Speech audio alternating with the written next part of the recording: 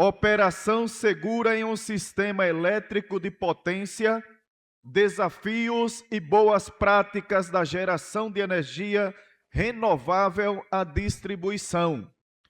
Para falar sobre este tema, o primeiro Seminário Nacional de Eletrotécnica e Eletromecânica recebe o técnico industrial e conselheiro federal Ari Maia, do Estado do Pará. O mediador será o técnico industrial e conselheiro federal do Estado de Sergipe, José Raimundo Dias da Silva, que faz a apresentação do palestrante convidado. Para mim é uma honra poder estar sendo moderador desse grande professor e colega conselheiro federal pelo Estado do Amapá, Ari Maia. É um prazer. Ari Maia é técnico em eletrotécnica, professor licenciado pleno em letras e artes, pós-graduado em docência do ensino superior, discente de engenharia elétrica em fase de conclusão. Como técnico industrial, atuou nas centrais elétricas do Pará e centrais elétricas do norte do Brasil. Na atualidade, continua exercendo legalmente a profissão de eletrotécnica, atuando em Belém e na usina hidrelétrica de Tucuruí, uma das maiores do mundo, e a segunda maior usina hidrelétrica 100% brasileira. Também atua como professor de eletrotécnica no Instituto Federal de Educação, Ciência e Tecnologia do Pará, Universidade do Estado do Pará, além de exercer o mandato de conselheiro federal no CFT, eleito pelo seu estado, localizado no coração da Amazonas. Com a palavra, o nosso professor e conselheiro federal, Ari Maia. Eu vou falar sobre um tema do qual eu trabalho há 45 anos. É um tema muito longo, muito grande.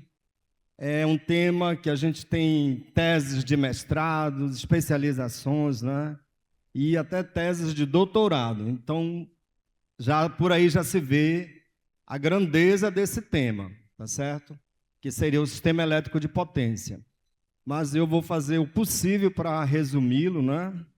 E pretendo falar sobre os tópicos operacionais e fazer o que a gente fala na engenharia e também nos cursos técnicos, né? Fazer uma varredura nas partes principais, que seria a geração, transmissão, a distribuição, as subestações e também a questão da operação, tá certo? Em alguns momentos também falarei sobre os principais riscos de acidentes para os trabalhadores, os técnicos, todos os trabalhadores de um modo geral que atuam no sistema elétrico de potência, seja a nível de Brasil, seja a nível internacional. Aqui há um slide de abertura. Vou me afastar para cá para poder olhar melhor, tá certo?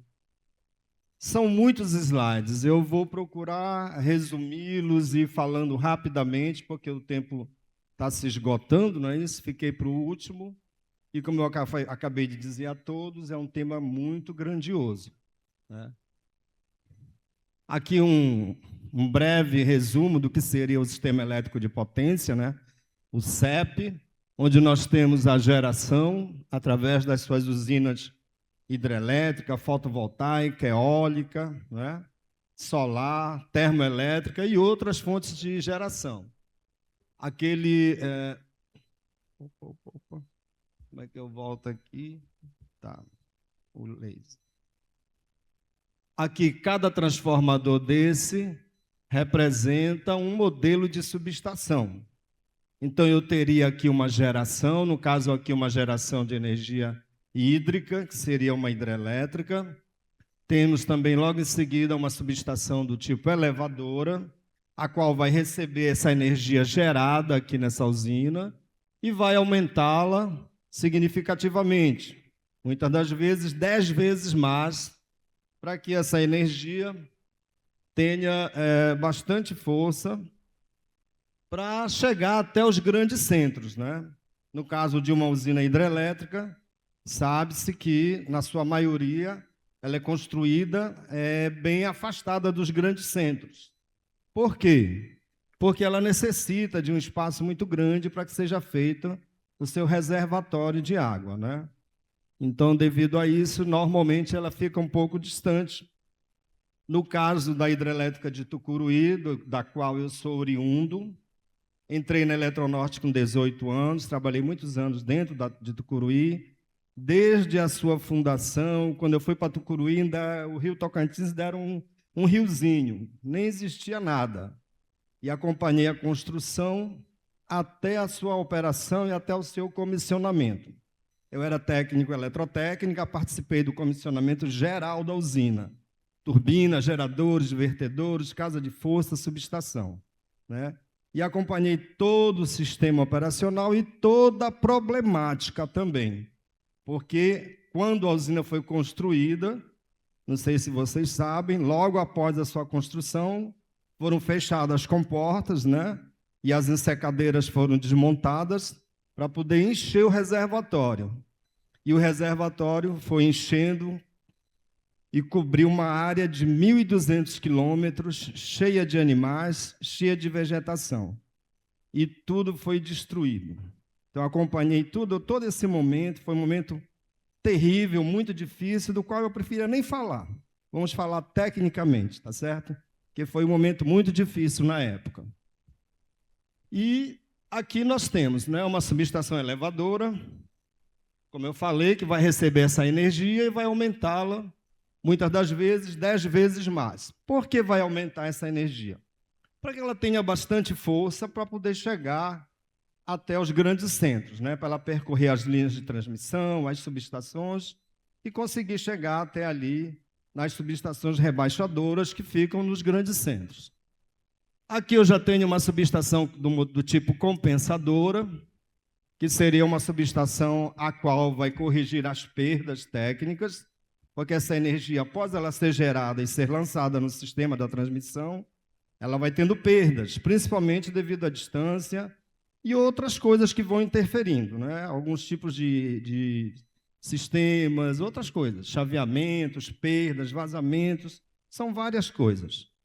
Então, ela entra na subestação compensadora, que vai corrigir essa energia e vai ser mandada já para alguma cidade, onde ela vai chegar na subestação rebaixadora, de onde ela será rebaixada a um nível que será entregue aos consumidores, que poderá ser a um nível de 13,8 kV, né?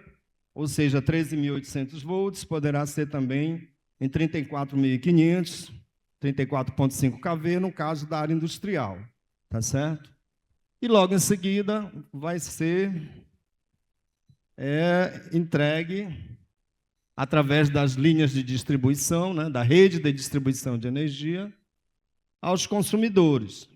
Mas não é entregue diretamente ao consumidor. Ela ainda vai ser processada novamente através dos transformadores de distribuição do tipo rebaixador ou do tipo elevador. Se for para consumidores do tipo monofásico, bifásico e trifásico, deverá ser reduzido ao nível de 110, 127 ou 220 volts. Se for no caso de um consumidor industrial, né, ela vai ser processada através da subestação, lá da empresa, das indústrias, ou algum tipo de consumidor que vai receber em 34.500 volts, onde ela vai entrar numa outra subestação para ou rebaixar, se ela vier em 500 kV, 750 kV, seja o nível qual for, e para ser entregue para essa empresa, tá certo? Avançando aqui. Eu quero dizer para vocês que eu sou professor há 45 anos dessa área, mas estou nervoso. Não sei por que fiquei nervoso, acostumado a dar aula constantemente, né? Mas vai já passar isso aí. Isso, me dê um pouquinho de água. Então, aqui eu já tenho aí um sistema elétrico de potência, onde nós temos outro tipo de geração. Seria, no caso, aí uma termoelétrica, tá certo? A termoelétrica, a gente sabe que ela é considerada uma energia suja, né? Por quê? Porque ela polui o meio ambiente. Porém, ela é necessária. No momento, ela ainda é necessária. Eu sou oriundo da Amazônia e nós temos várias termoelétricas lá. Nós temos várias termoelétricas, né? Há pouco tempo atrás aí houve um blackout, né? Vários estados lá da Amazônia ficaram sem energia, um problema que houve aqui no Paraná, e houve esse blackout. O blackout foi a queda total da energia e foi rápida, mas mesmo assim algumas termoelétricas chegaram a entrar no sistema, tá certo? Então, a gente pode dizer que é um mal necessário, né? A gente ainda não tem uma garantia de que, se houver uma falha ininterrupta, a gente vai alimentar uma cidade ou algum consumidor industrial rapidinho, assim, de uma hora para outra, né? Então, aqui nesse CEP, nós temos a termoelétrica. Aqui nós temos uma subestação elevadora que vai receber a energia que é gerada nessa termoelétrica.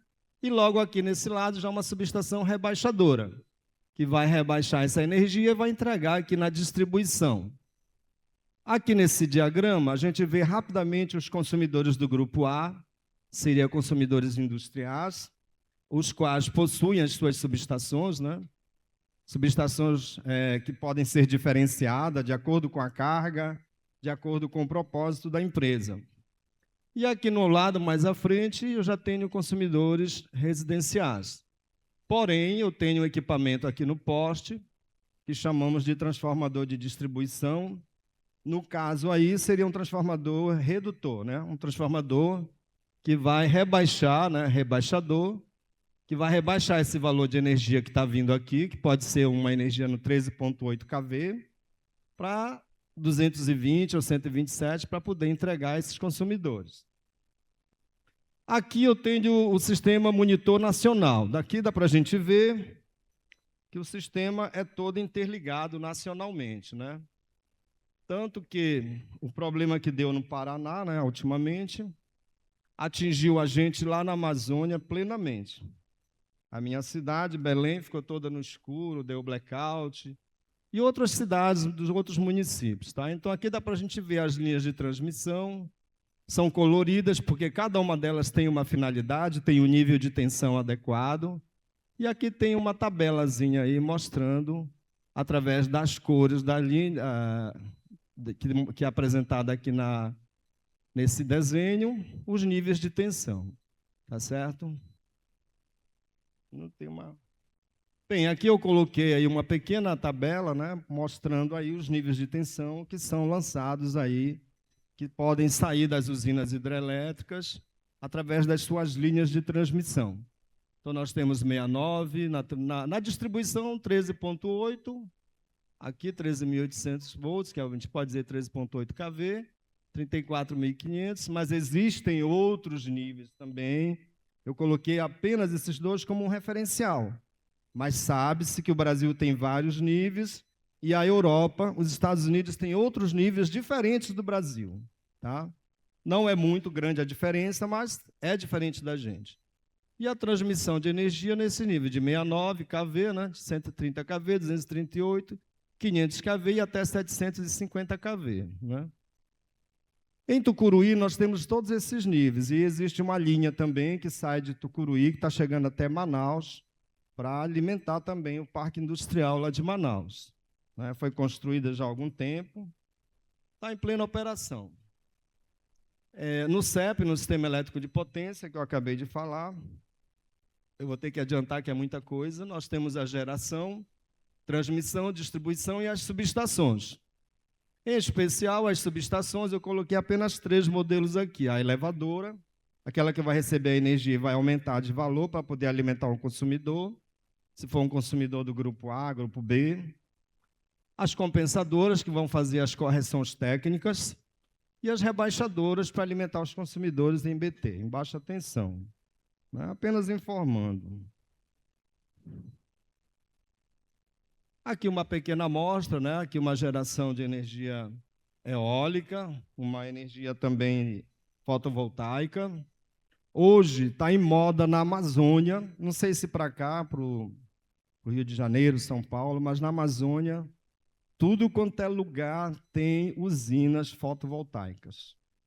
Em tudo quanto é lugar. Então, é um mercado promissor, muito bom para os técnicos em eletrotécnicas e eletromecânica.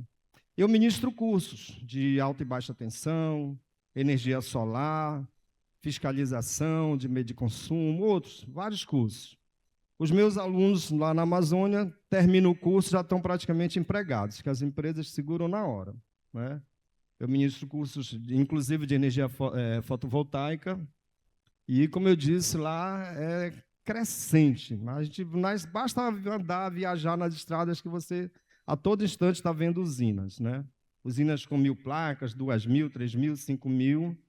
E os eletricistas, os quais eu formo, estão se dando bem, né? Pelo menos a carteira assinada com salários de R$ 3.500, R$ 4.000, mais as vantagens, periculosidade e outras coisas aí. Os caras estão se dando muito bem.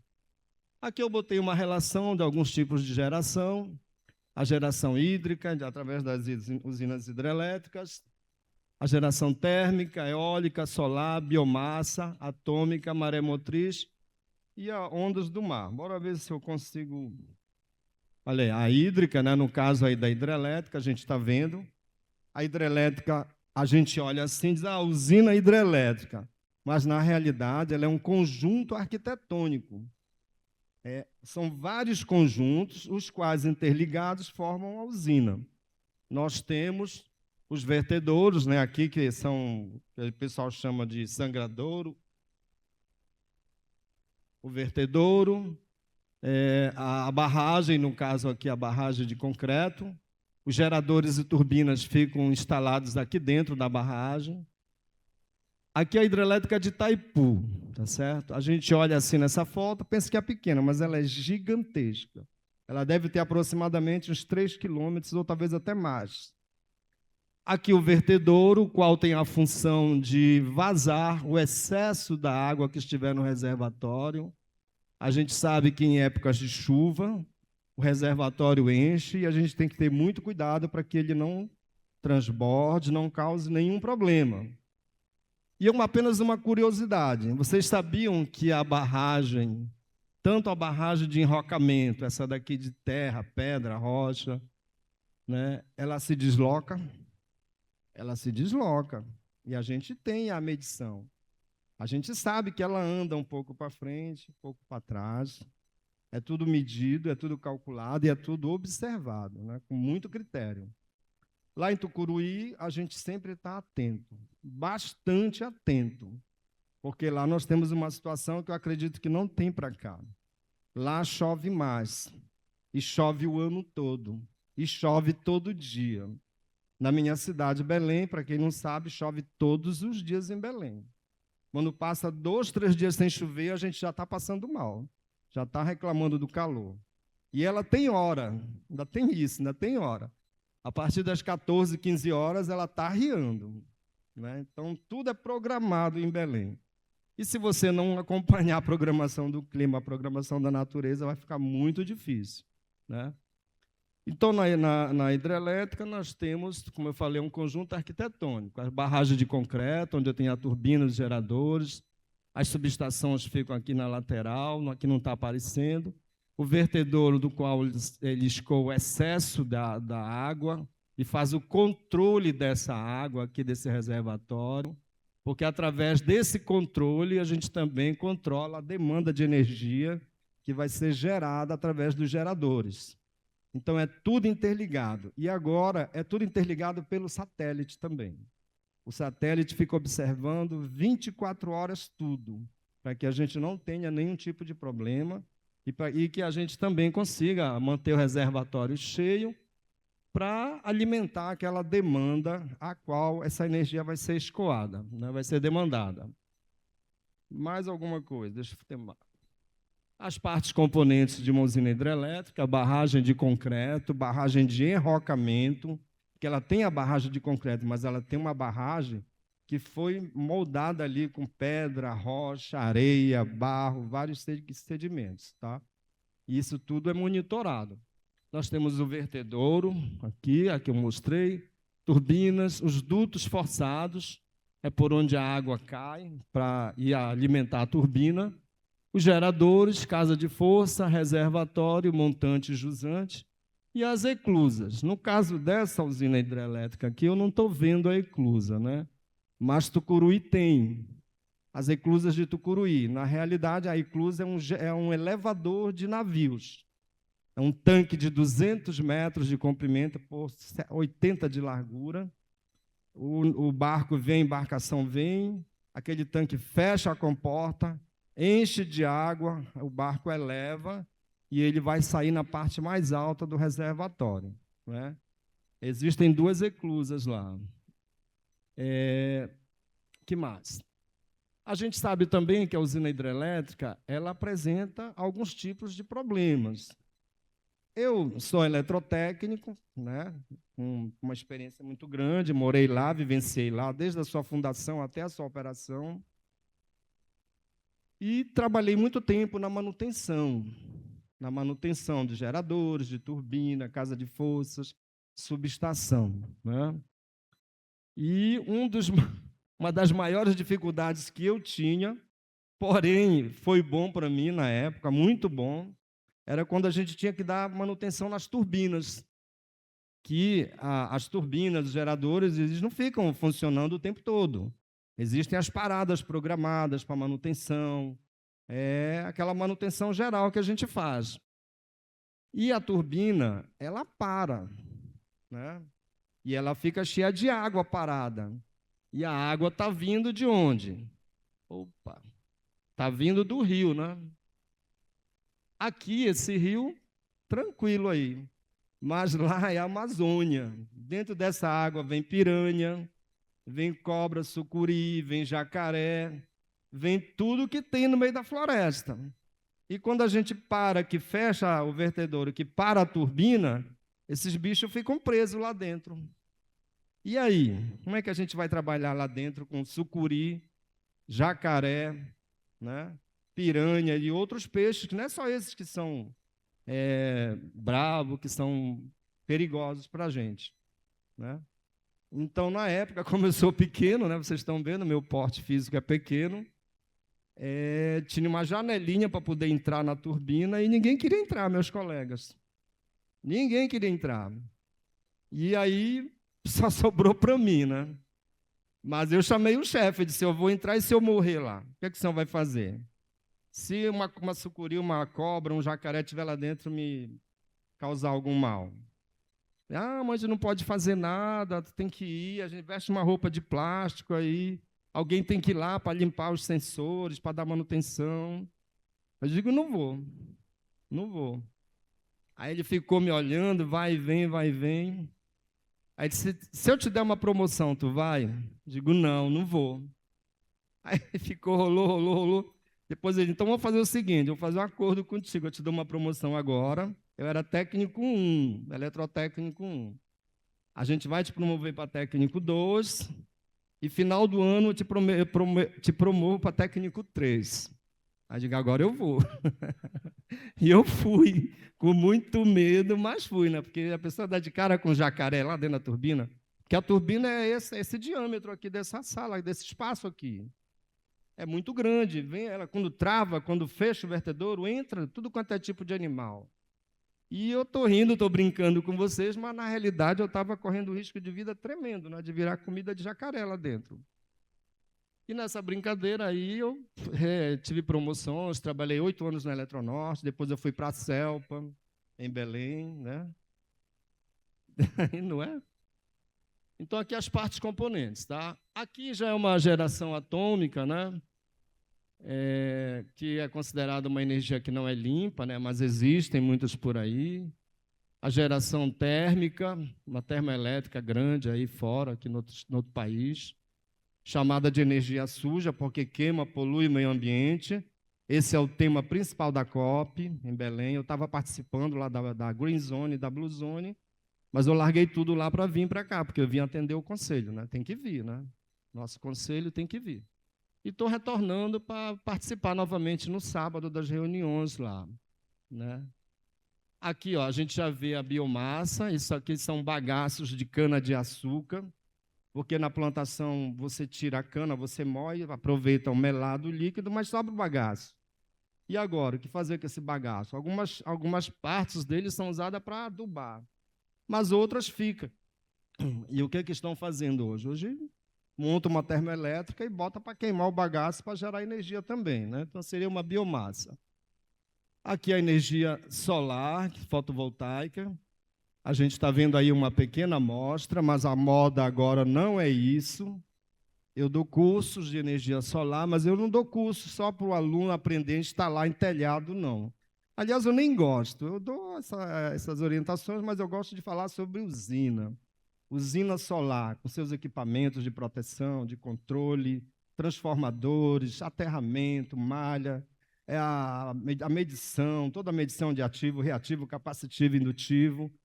É com isso que eu mexo mais, tá? Aqui é apenas uma pequena amostra. E aqui uma usina aí que eu peguei também na internet, ó, coisa mais linda essa usina, né? Toda vez que olho essa foto eu fico admirado, né? Dizem que ela tem 5.000 placas, né? Não sei se é verdade porque eu não vi ainda, né? Mas eu achei muito interessante. Não tem saída, a gente começou a abrir o espaço para isso e a moda vai ser isso agora, né? E a empregabilidade está boa, viu? Eu não sei aqui no Rio, mas para lá para o norte, a empregabilidade está excelente na área de energia solar. Aqui a energia eólica, né, através dos aerogeradores. Por sinal, essa semana teve um aerogerador numa usina aqui para o Sudeste, eu não vou dizer o nome, né? Que pegou fogo o gerador. Aí ela ficou rodando e a fumaça poluindo lá o oceano, né? Foi um incêndio grande no aerogerador. E no final eles nem contornaram, ela caiu por completa, né? E aqui, ó, a geração de maré motriz. Esse tipo de geração, a meu ver, como técnico, como futuro engenheiro eletricista, né, que falta um ano para eu me formar também, mas sabe, já estou no barco, né, como a gente fala. A meu ver, é uma forma de geração excelente, principalmente para a Amazônia, porque ela não vai interferir praticamente nada no meio ambiente. O rio, ele corre, a maré está enchendo. Quando a maré está vazando, o rio volta. Então, ele não ia parar nunca, os geradores aqui, ó. Opa, né? Oh, rapaz. Aqui, ó. Os Estados Unidos saiu na frente, né? Montou uma usina dessa em Nova York, em frente à cidade de Nova York. Eu acompanhei pela mídia, ampliaram mais ainda agora esse tipo de geração da maré motriz, aproveitando o movimento das águas do Rio Hudson, né? Eu acho que o governo brasileiro, tinha que olhar com carinho isso aí, porque é uma forma de uma geração menor, porém, é aquela história. De grão em grão, a galinha encheu o papo. Não é assim que a gente fala? Ela vai comendo milho, bicando, quando a gente vê o papo está cheio. Então, seria mais uma forma que a gente teria de uma geração limpa, que não vai afetar em nada o meio ambiente. Não vai matar os peixes, porque a velocidade do aerogerador é baixa, não vai intervir praticamente nada, né? Aqui já estou falando de subestação, né? Nós já estamos mostrando aí as subestações. A subestação é o coração, né, da geração. A gente sabe que ela é muito importante, tanto se ela for elevadora, rebaixadora ou compensadora, mas é de grande importância, porque ela vai fazer o processamento da energia para poder entregar aos clientes, né? Nós temos, aqui está misturado, aqui, ó, aqui já é a transmissão. Nós temos 2 modelos de torres. A torre estaiada, que é aquela torre amarrada através de cabos, né? Existe muito aí na transmissão, a gente vê. E temos também as torres autoportantes, que são as torres montadas, né? Na minha região amazônica, a gente tem muita torre autoportante. A segunda maior do mundo está montada na cidade de Almerim, na Ilha do Marajó. É a cidade daquela cantora Joelma, né? ela tem aproximadamente 200 metros de altura, e foram os chineses que montaram. E a torre mais alta do mundo é na China, semelhante a essa da cidade de Almerim, que é uma torre autoportante. As estaiadas nós temos em tudo quanto é lugar para lá, aqui também. Essa daí é autoportante. Olha o tamanho dessa torre. Tá? Aqui é a estaiada. Ela é presa através de cabos. Não dá para ver malmente os cabos que prendem ela aqui. Ela é mais barata, mais rápida e mais perigosa. Olha o que eu disse, mais barata, mais rápida e mais perigosa. Por quê? Porque se um desses cabos que aparece malmente aqui quebrar, ela vai para o chão e vai levar as outras todas que tiverem com ela. Né? Houve um acidente há um ano atrás, os eletricistas que estavam montando, os montadores faleceram. Isso é muito grave, né? Para a gente que é do sistema, é terrível isso. Né? Mas eu não vou aprofundar nesse assunto. Aí, olha, uma autoportante, né? Existem vários modelos de torre autoportante. Aí você vai me perguntar, por que existem vários modelos? São diferenciadas. Essa aqui é uma estaiada. Por que elas estão diferenciadas? Algumas coisas interferem na construção e na montagem. Principalmente a questão ambiental, tá certo? Ambiental, onde ela está sendo instalada, se é uma área de solo sólido ou se é alagado de lama. Então, nós lá da Amazônia, a gente tem muitos problemas lá, porque a Amazônia, basicamente, o solo é um solo fofo, né? E muita água, em tudo quanto é lugar tem rio. Então, lá a gente tem um probleminha aí que a gente tenta amenizar, mas até agora não tem dado tantos problemas, não.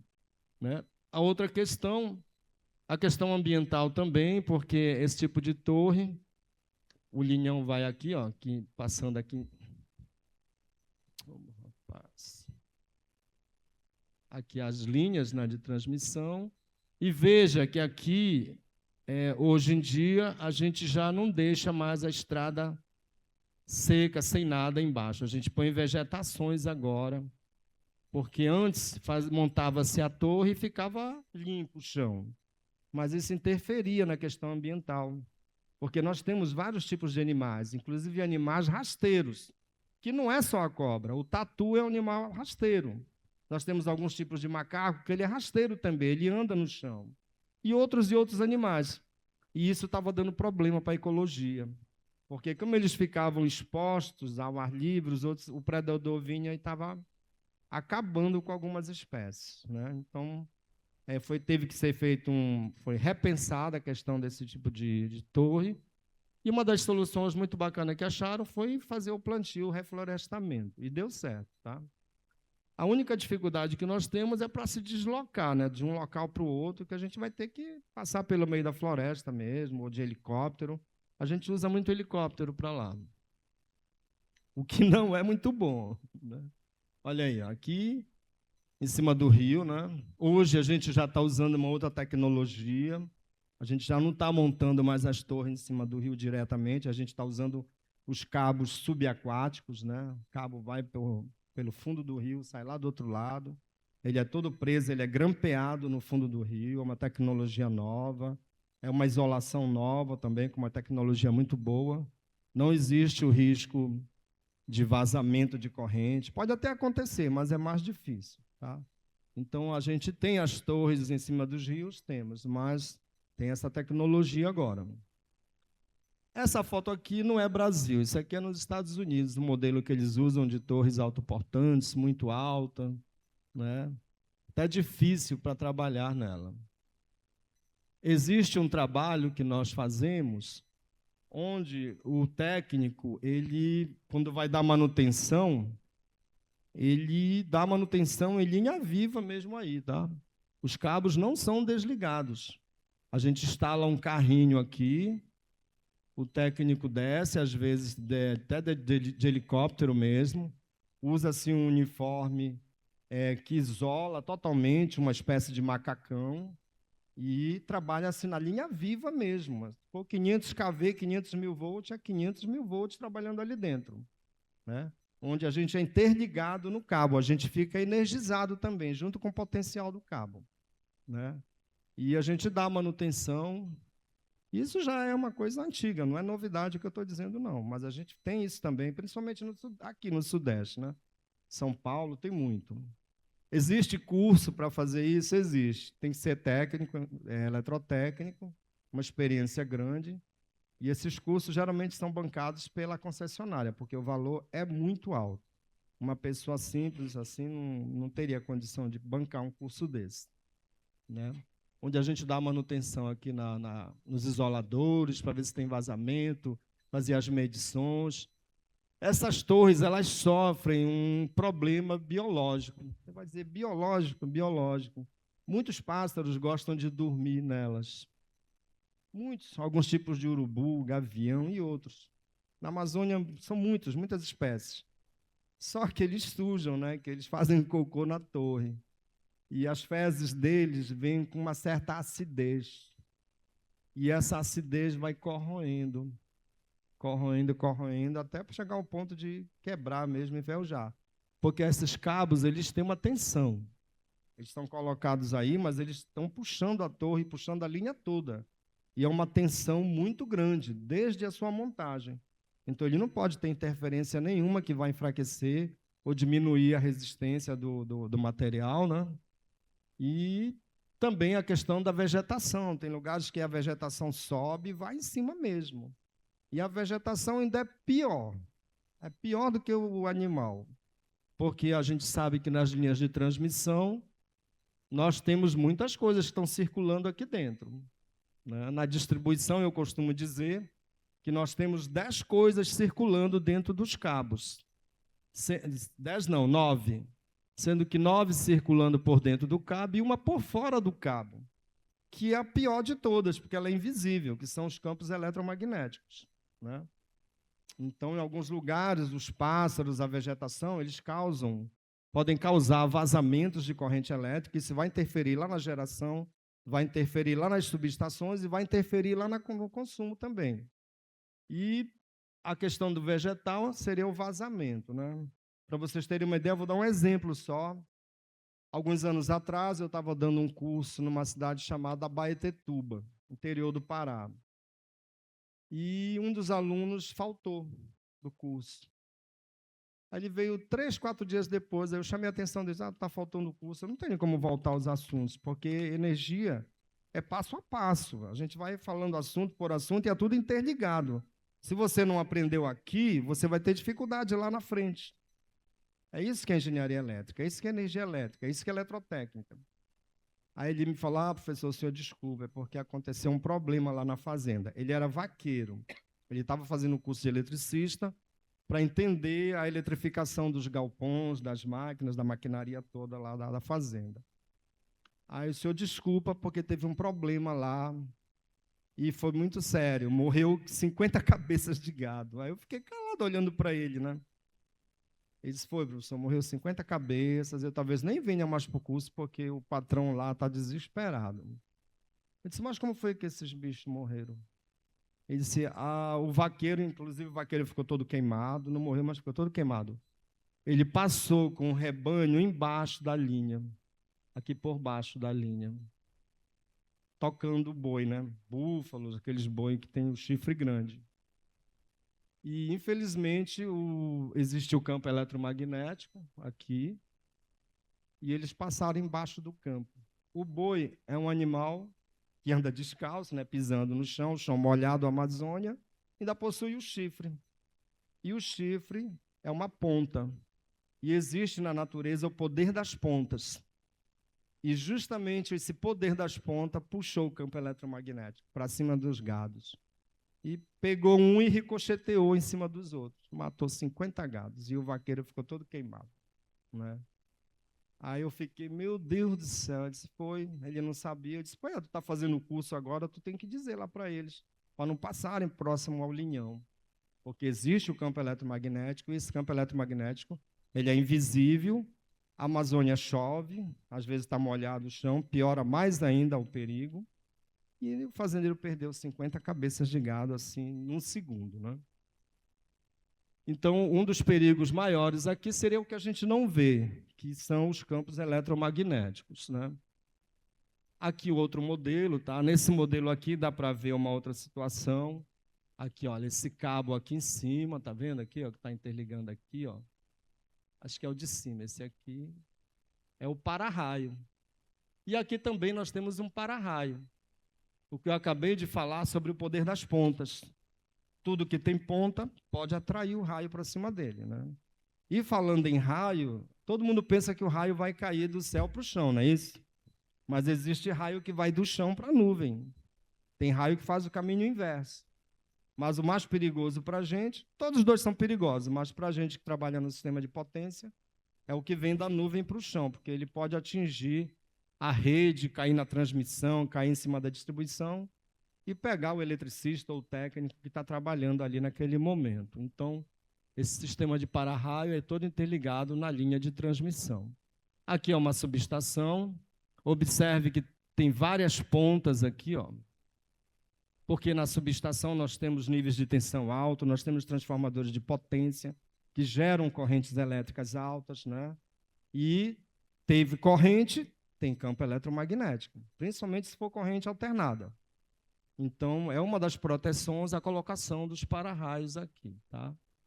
Para-raio aqui de Faraday, né? Aqui forma uma gaiola, tá?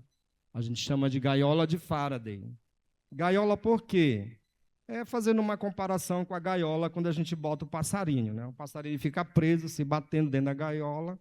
Aí, no caso, o raio pode cair e ricochetear aqui e acabar indo para a malha de aterramento e indo para o potencial de terra. Então, é uma situação. Aqui o modelo, né, Estados Unidos, não é Brasil, mas o para-raio está lá em cima, né? Aqui dá para a gente ver, aqui, ó. Opa. Aqui, olha. Aqui são as linhas de para-raio e essas bolas aqui que vocês estão vendo são sinalizações aéreas, né? Elas, à noite, principalmente à noite, elas ficam piscando, ficam ligando.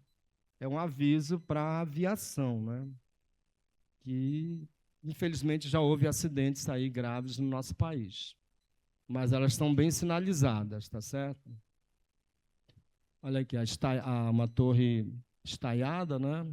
Aqui um modelo bem antigo de transmissão. Essa linha aqui é uma linha que sai de Tucuruí para Manaus. Na época, essa vegetação era bem baixa. Hoje, essa vegetação está alta, justamente devido à questão da ecologia, né? Para proteger aqueles animais de menor porte, né, para não definhar, né? Aqui os níveis eu mostrei ainda agora, mais torres. E agora aqui eu estou entrando na distribuição. Aqui na distribuição, que é a energia que chega lá nas suas casas, na minha casa, nós temos uma rede aqui de 13,8, né? Uma rede de 13.800 volts, tá certo? Que está circulando aqui nessas três fases, né? Fase A, B e C, aqui eu apresento uma proteção, seria as chaves fusíveis, tá certo? Aqui a estrutura, né, uma estrutura do tipo beco, aqui uma estrutura normal, com as cruzetas. E essa rede aqui é uma rede apenas um modelo, existem outros modelos. Em outros estados a gente vê agora, moda, a rede compacta, né, chamada também de space, a rede multiplexada, não é um modelo assim, já é um modelo diferenciado. Aqui uma subestação, mostrando aqui os seus TCs, seus TP, seu para-raio, né? Cada peça dessa é um equipamento. Pelo jeito aqui, eu acredito que sejam para-raios isso aqui. Se for entrada, é para-raio. Se não for, pode ser um TC, um transformador de corrente, um transformador de potencial. Mas é muito bonita essa subestação. Aqui, eu já estou mostrando aqui os bancos de capacitores, tá certo? Só voltando aqui, ó. Momento aqui. Opa, ainda não. Na rede de distribuição, cadê? Eu perdi? Não.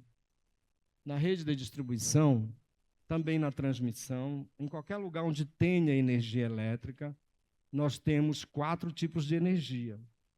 Normalmente, as pessoas pensam, a energia da concessionária, né? Mas nós temos 4 tipos de energia: a energia ativa, a energia reativa, a capacitiva e a indutiva. Tá? Esse equipamento aqui, o banco de capacitor, ele tem a finalidade de filtrar a energia reativa. Eu costumo dizer para os alunos assim, ó, nós temos uma energia que é boa, que os aparelhos funcionam bem, que os aparelhos gostam, né?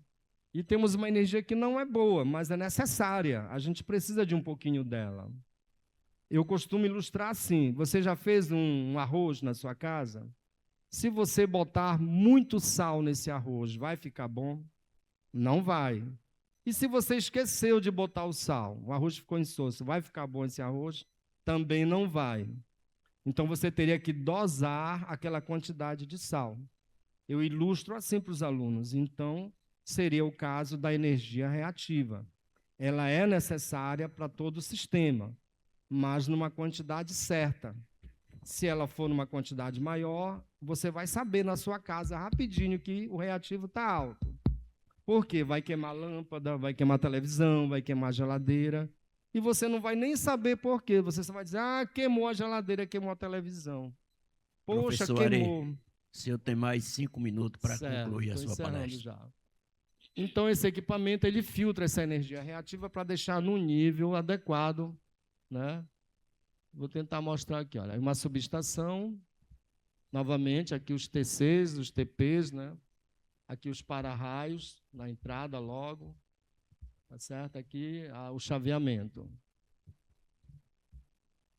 Aqui, ó, essa foto aí, eu tirei no Amapá. Estava dando um curso lá no centro de Amapá, Macapá, né? E eu peguei, vi esses pássaros lá e fui lá, tirei a foto. Isso faz uns 15, 20 anos atrás. E fiquei com muita dó, porque quando eu olhei embaixo do poste, tinha assim, uns 50, 100 mortos.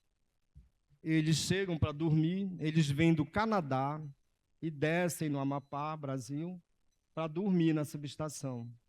Só que aqui tem os campos eletromagnéticos, né? Então, quando eles vão voar, eles abrem a asa.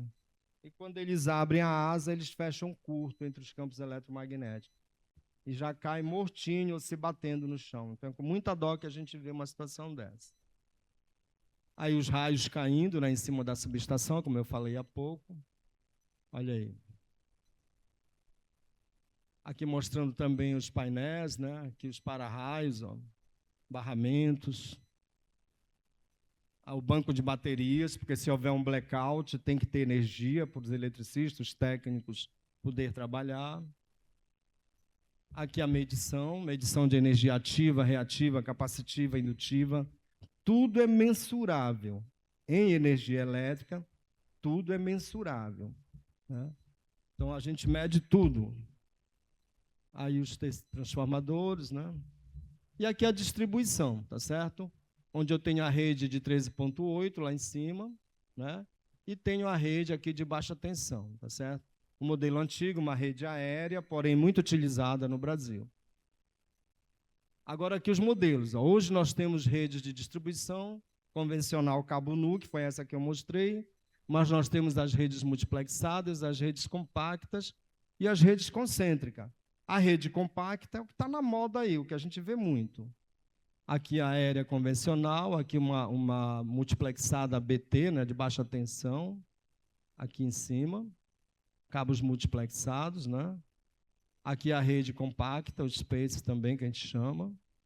E essa que está sendo muito utilizada em tudo quanto é cidade aí. Estão substituindo as redes por essa daí. Ela é uma rede mais segura? É, mas ela apresenta seus riscos de acidente também. Ela é mais econômica na construção? Também, muito mais econômica. Deixa eu ver aqui. Aqui eu estou mostrando a BT, lá em cima. Você está vendo aqui a média tensão. E bem aqui a baixa tensão, a BT multiplexada. Tá certo? E aqui um padrão novo de medição, que está sendo muito utilizado por algumas concessionárias. Os medidores de energia ficam aqui, o ramal de ligação do consumidor desce, e fica apenas um visorzinho aqui para o consumidor olhar o consumo dele através desse visor que fica na parede da casa. Isso aí também está dominando o meu estado todo lá com a Equatorial. Aqui alguns riscos de acidente. Estamos vendo aqui a cruzeta podre, né? Está podre. Se alguém se aproximar, ela pode quebrar, cair, causar algum dano aos eletricistas. Aqui eu tenho um risco de acidente de 220 volts desse reator, encostando no braço da luminária. Já houve mortes, várias mortes devido a essa situação aí. Aqui eu tenho um risco biológico, ninho de pássaro no transformador. O transformador também é cheio de óleo mineral, ele pode pegar fogo, ele pode explodir, pode causar algum acidente para a comunidade e para os trabalhadores, né? Concluído, Ari. Terminou já? Ok. Eu queria passar o vídeo. Cadê o rapaz? Passe o vídeo. Mas eu não sei, ele que tem que colocar lá. Ele saiu já. Você coloca aquele vídeo? Eu vou mostrar um vídeo para encerrar. Eu poderia falar muito mais coisa, mas o tempo é curto, né? E eu teria muito mais coisas mesmo. Nessa área, a minha experiência é muito grande, muito vasta. Tanto da operação, distribuição, transmissão, e também, infelizmente, de acompanhamento de acidentes aí que poderiam ter sido evitados, mas que aconteceram, né? E a gente sabe, né? Esse vídeo foi uma situação que aconteceu numa cidade chamada Marabá, com um transformador. Ele vai colocar, tá certo? Quanto aos riscos de acidentes, apenas informando, quem trabalha com energia elétrica, principalmente na distribuição e transmissão e geração, a gente corre 15 tipos de riscos de acidentes. 15 a todo instante, né? Um agora, outro amanhã, outro depois da manhã, não. Você está mexendo no sistema, você já está correndo esses riscos. E quem trabalha com linha viva... Ai, meu Deus! Ai, Jesus! 192, bombeiro? Esse acidente foi em Marabá, sul do Pará, Marabá. Eita, Pedro! Oh, a caminhonete, meu Deus!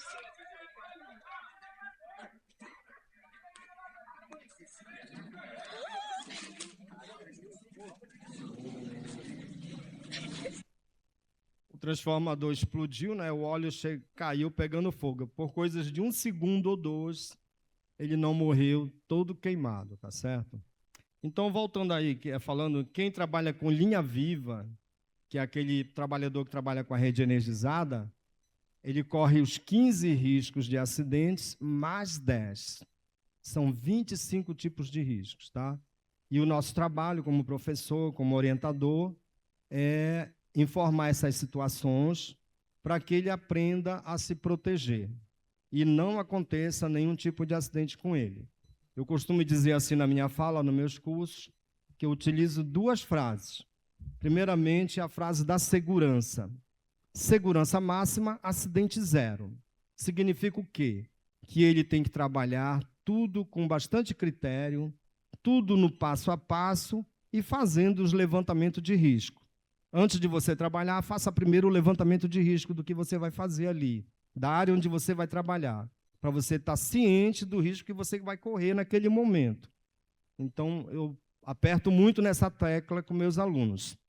E a outra situação, fechando já, obrigado, você vale pelo que conhece, tá? Então, eu sugiro sempre, eu dou muita orientação aos meus alunos que sempre fiquem lendo, estudando, procurando evoluir, procurando aprender cada vez mais e mais. Porque no mundo de hoje, o conhecimento é que pesa. Quanto mais você conhece, mais valioso você será. Tá certo? Então, eu teria muito mais coisa para falar, mas o tempo terminou. Obrigado pela atenção. Bom, vamos abrir aqui agora para as perguntas. 1, 2.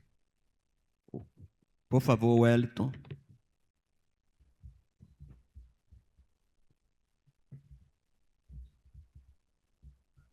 Boa tarde. Boa tarde. Boa Wellington tarde. Medeiros, conselheiro federal pelo Distrito Federal. Parabéns, professor, pela sua palestra, muito dinâmica, muito esclarecedora. Muitos pontos que a gente, às vezes, não tem conhecimento, que não conhece o processo por dentro. E você falou muito de fotovoltaica. Hoje nós temos a geração fotovoltaica no Brasil correspondendo a 3 vezes a capacidade de geração de Itaipu. E nós temos, principalmente nos grandes centros, a GD On-Grid, que está enfrentando um grande problema de diversão de fluxo.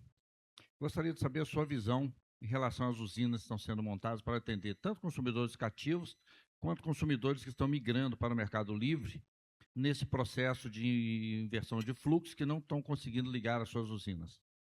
Olha, a questão do treinamento dos cursos para a energia fotovoltaica, a meu ver, como profissional experiente, eu digo assim, você tem que primeiro fazer um curso de eletricista, de alta e baixa tensão, para os profissionais que vão atuar. Logo em seguida, você vai fazer o curso de energia solar fotovoltaica. Por quê? Porque os riscos que ele vai correr ali na instalação, na montagem, na manutenção das placas fotovoltaicas, é praticamente os mesmos que ele vai correr numa rede de distribuição. Às vezes, a fotovoltaica ainda se torna mais perigosa ainda.